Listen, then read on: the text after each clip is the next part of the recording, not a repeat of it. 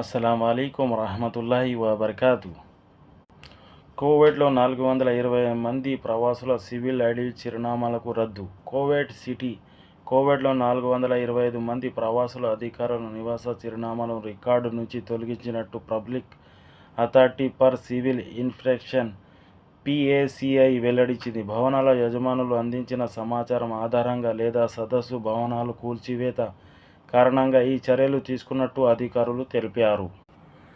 చిరునామాలు రద్దయిన వ్యక్తులు ప్రకటన వెల్లడైన నాటి నుంచి 30 రోజుల వరకు తమ నూతన చిరునామాకు నమోదు చేసుకోవాలని లేదా వివరాలు నిరాకరించుకోవాలని సూచించారు.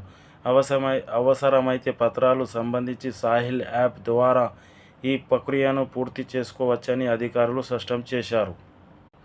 నిశ్చిత సమయంలో లోపు ఈ కొత్త చిరునామాను నమోదు చేసుకోవాలని, వారిపై చట్టపరమైన చర్యలు ఉంటాయని హెచ్చరించారు. ఈ నిబంధనలను ఉల్లంఘిస్తే ఒకరినొకరికి గరిష్టంగా 100 కువైటీ దినార్ల వరకు జరిమానా విధించే అవకాశం ఉందని, వ్యక్తుల సంఖ్యను బట్టి ఈ చిరునామా మొత్తం పెరుగుతుందని అధికారులు వివరించారు. మరిన్ని అప్డేట్ కోసం నా YouTube channel please subscribe, like and share.